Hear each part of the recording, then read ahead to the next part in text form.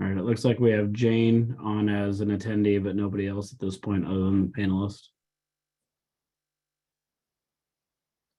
So you're probably good to get started, Tim. Okay, we'll call the meeting to order. So I guess if there's no public comments, we can move on to agenda item number 1, approval of the January 11th, 2023 minutes. Does anybody have any modifications to those minutes?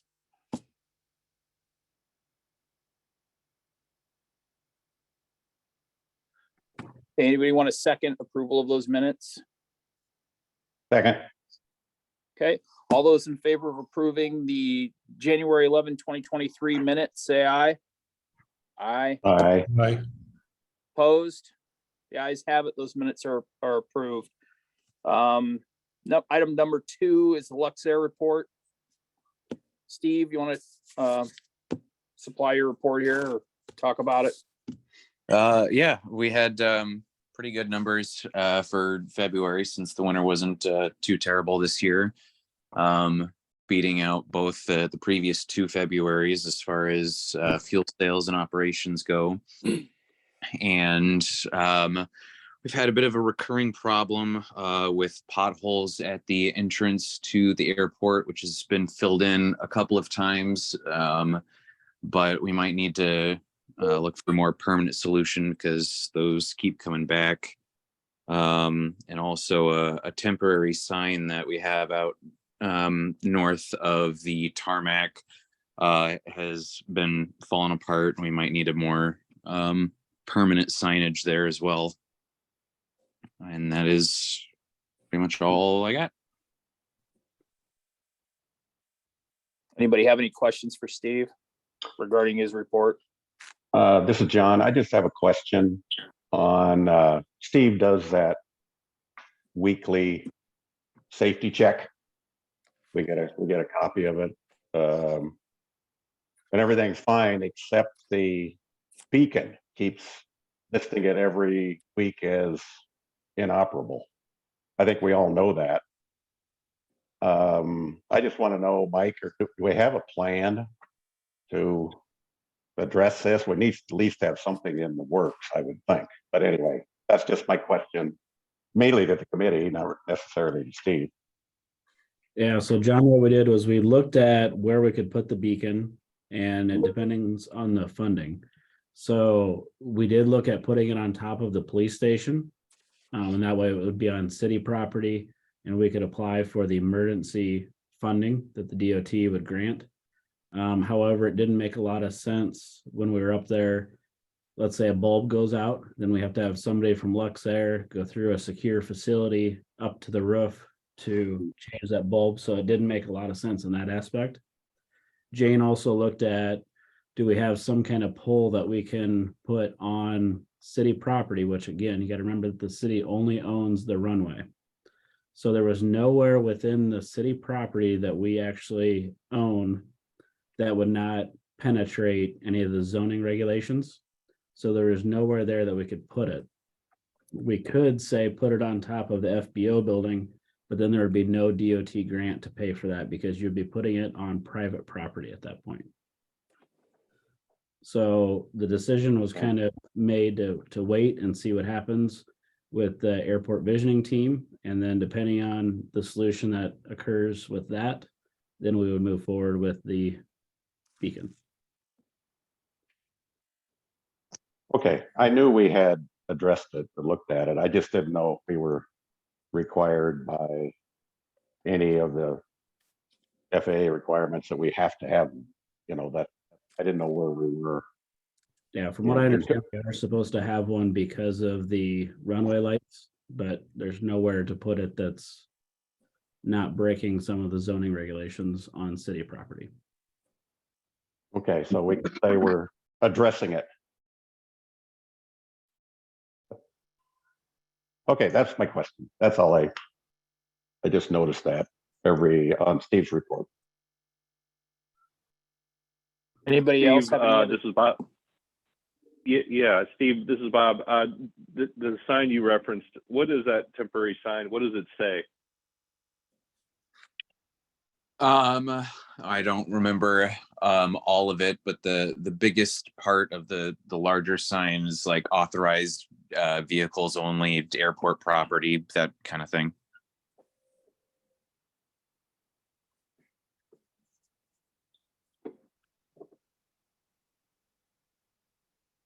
Thank you. Yeah, Tim, I got a question. Go ahead, Grant. Yeah, thanks. Steve, on the operations tally, you've got that chart. I think it's on page 2 of your report. And I'm glad to see that February numbers kind of bounced back up, as you said. Weather, I think, was conducive to that.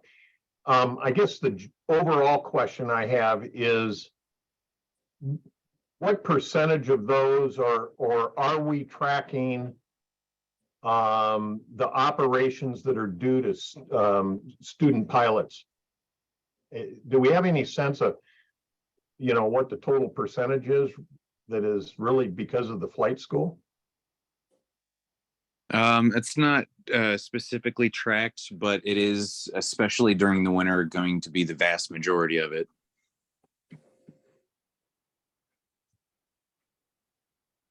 I guess the follow on to that would be, how difficult would it be to denote student versus non-student operations? Would that be too big of a data tracking headache to capture that?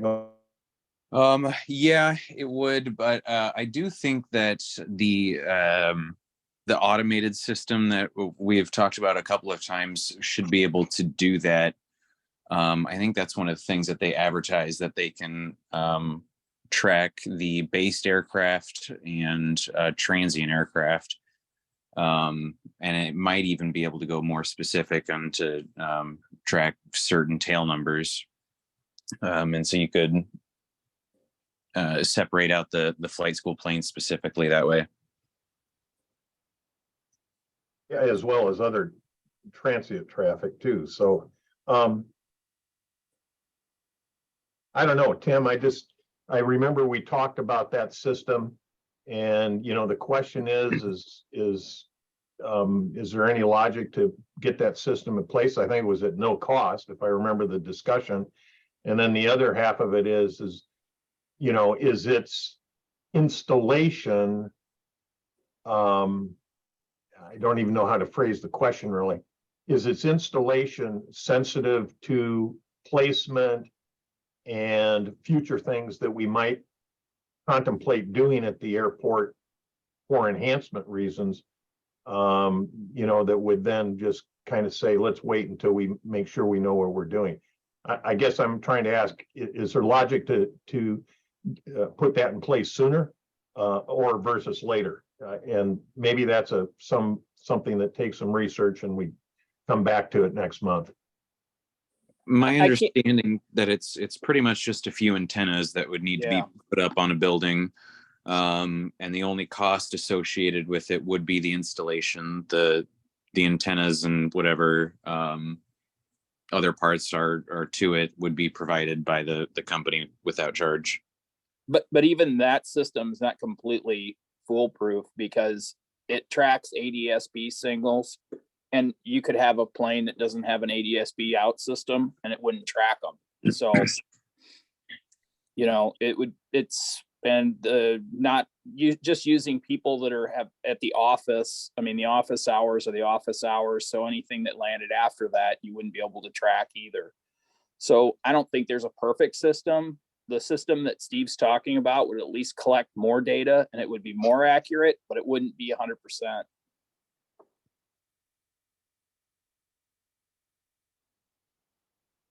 Well, my comments were just just wondering if that doesn't help us. And Tim, I'd kind of, volley that back to the committee for further decisioning. It just seems like an easy way to maybe augment our data sets. That's all. Yeah, I think it'd be more accurate. You're never going to get 100% of them because there are loopholes. I mean, there are people out there that don't carry all the equipment that would be able to be tracked, but I think it would probably capture 80% easily. Question, I keep hearing at no cost. How do these guys make their money? So they provide some of the information of the tracking that they do at no cost. They do also have a subscription, and I don't remember what additional features that you get from subscribing to that, but basically they're selling that subscription service to anybody who wants to know where planes are flying in and out of. But I think they're offering at least the majority of the services to any airports that host their equipment. Okay, so would the information that we are seeking to obtain from this system be available to us at no cost? Or is it going to require participation in the subscription?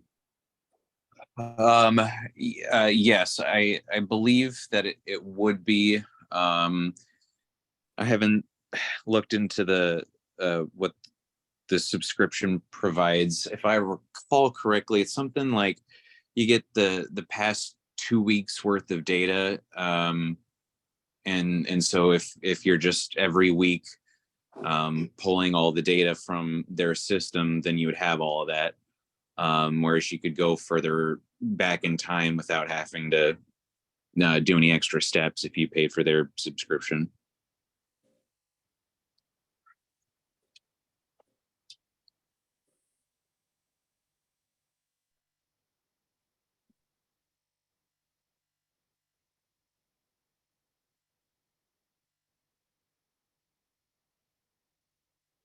Should we at least pursue it and bring back the details? Well,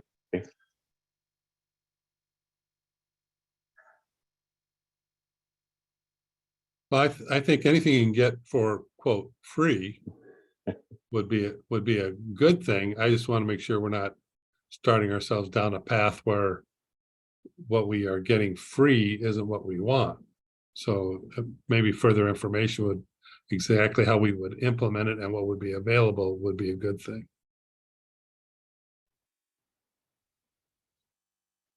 And what those installation costs might be.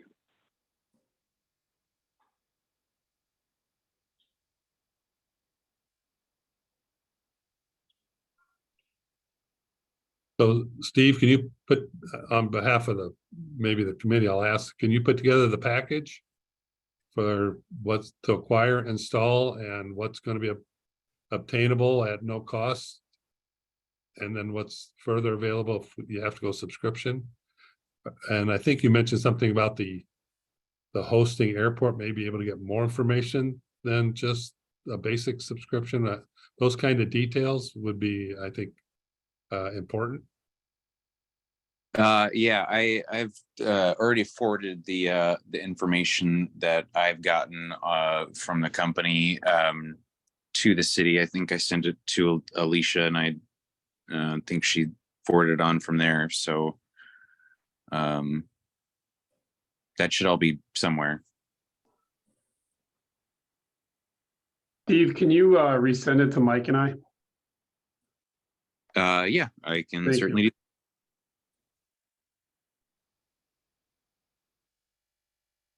What's the name of the company, Steve?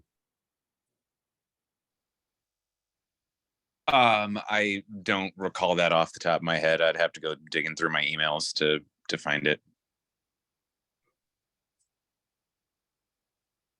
Okay, I saw some email about a kiosk, and I didn't have time to go through all my emails. So is that this or is that something different?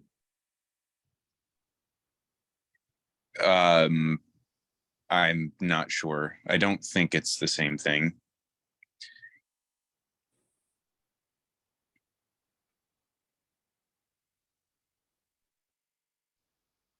We can just let that information get to Ryan and city staff, and we can move forward after they look it over the next meeting. Everybody agree? Move on. Yep. Yep. Okay, any other questions for Steve? No? Okay, item number 3, I really don't have anything to report. It's been a long winter, so we haven't, I mean, there hasn't been a whole lot of activity, so we'll move on to items for discussion and or action. Instrument approach update. Is that you? Yep, I got that one too. Yep. So Okay. basically I got a email from Hughes Aerospace. So there's some acronyms that I don't know what they mean, and maybe you guys do, but I'll just read the email to you guys. So the email is dated February 22nd. They said earlier this month, the NRA for the airspace designation at C-17 closed. Now Hughes has been working to complete the final internal review of all documents and procedures and coding files. They have shared with the airport manager that they're projecting a publication date of the 5th of June of 2023 for the IFPs, and should be able to confirm that date later next month.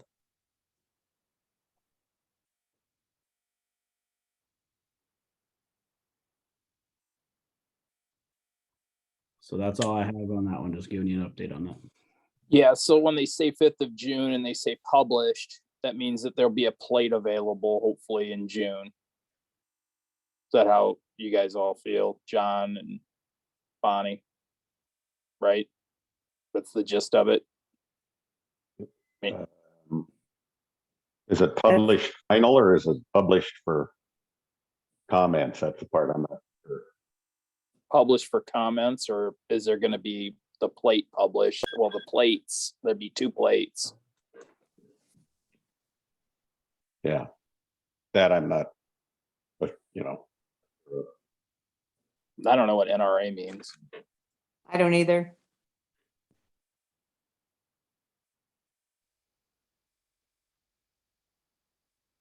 Okay. Well. Thank you. Moving on to item number 2, motion to approve the Iowa DOT application for burying power lines and the precision approach path indicator, PAPI. Yeah, so again, this is what we applied for last year. I know Jane DaCosta with Anderson Bogart had a conversation with the DOT, and they felt that both were good applications. The problem is there's not enough money to go around. So we're just recommending that we do the same application as last year. I know that Councilman Grant has a few comments to put on the bearing of the power lines, just to make the language a little more, maybe more desirable to fund the project, if you want to word it that way. You mean grantify it, Mike? So, yeah, let me just tell you what was in my mind there. And it kind of follows on from the last agenda item with the work that Hughes Aerospace has done on the approach plates. It seemed like there might be some information available to us that talks about the various obstructions and how they, how far they penetrate the approach or into the approach slopes.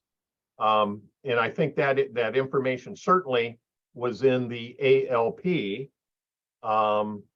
And I was curious if Hughes had done a similar assessment as they developed their approaches. And so the purpose of that would be is if there was something that was, kind of specific to articulate those penetrations, that might be worthwhile just to augment the language in the application. So we do have some information. It appears in the ALP. The question was is if Hughes had assessed anything different or additional that would be useful to put in there to catch somebody's eye at the DOT. So that was the thinking. And I did grantify what Mike said. Anybody else have any discussion items for this? Just a quick question for Mike. This is what we did last year. Did we add an inflation factor or anything to it, or did we just rock and roll what we had? So we'll make sure we look at the numbers before we proceed and send those out, Okay, good. Thanks. along with grants modifications. It'll be simple, Mike. I promise. I move to approve. I second. All those in favor say aye. Aye. Aye. Aye. Those opposed? The ayes have it and the motion is approved. And then the last item, airport visioning team update. Yeah, I guess that will be me, and Ryan will chime in as needed to fill any gaps that I create. So we did not have a February meeting of the visioning team. One of the things that has been impressed upon me, at least council colleagues, is that they certainly want to be informed of what long-term investment profiles they'll have to ultimately be contemplating for budget considerations. I mean, that's an input to the council, as well as it certainly is informative. Any budget or cost restatements are going to be informative for all of you, as well as the ABT. So what we did is I think, as you recall, Jerry Cyril of HDR had put together what we had generally called a right sizing scenario for the airport. And the question, was, well, what does that cost? And that in that report that Jerry published, and this would have been, I think, the middle of last year, assessment of existing conditions, which I think all of you have a copy of, those actions that Jerry recommended in that report appeared to be a subset of the actions from the original ALP. So example, getting a taxiway in, example, necessary ground side enhancements, tie downs, whatever else. And so we asked HDR to work with Anderson Bogert. So Jerry and Jane tag team on this to basically create cost opinions relative to the actions that were specified in the HDR report from last summer. So they've been working on that. There's some additional work to be done on that. And so we're hoping that within the next couple of weeks, those cost opinions and any supporting documentation are ready for general consumption. And again, what they end up providing all of us is a financial benchmarking as to a series of the near-term actions that would be prudent to do at the airport. I mean, we've all talked about fencing. We've talked about, a variety of things, the beacon, Pappy, the collection of stuff. All of that seems to be encompassed in what was suggested by the HDR report. And so we wanted to get some current dollars estimated for that to know what we might be stepping into. So that work is forthcoming. I would say, just let you all know, we're planning, let me get my calendar here. We're planning to have an airport visioning team meeting on Wednesday, the 29th at 3 p.m. And so that's the target date for the next meeting. And we're kind of hopeful that by then, at least this initial look, see at these cost opinions would be finished up for general consumption. So that's sort of the status, and I'll certainly welcome any questions.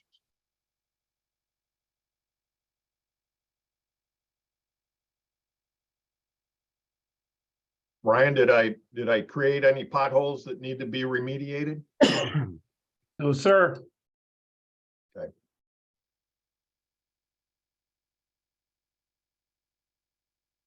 So Tim, any questions or comments?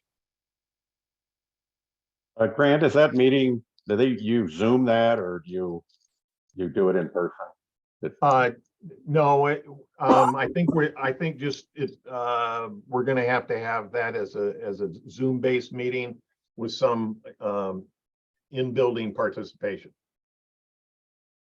I just didn't know if the public could jump on and watch it if they wanted to.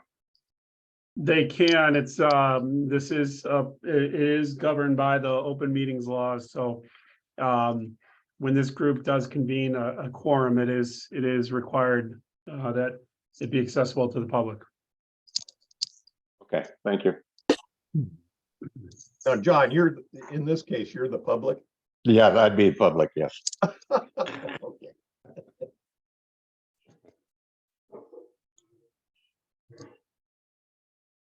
Okay, any other questions? Okay, Tim, that's all I've got on that item.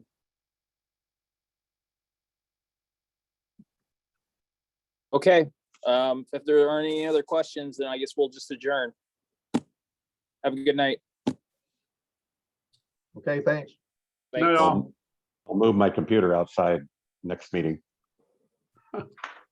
Oh, thanks for the warning. All right, take care all. Thank you. Good night.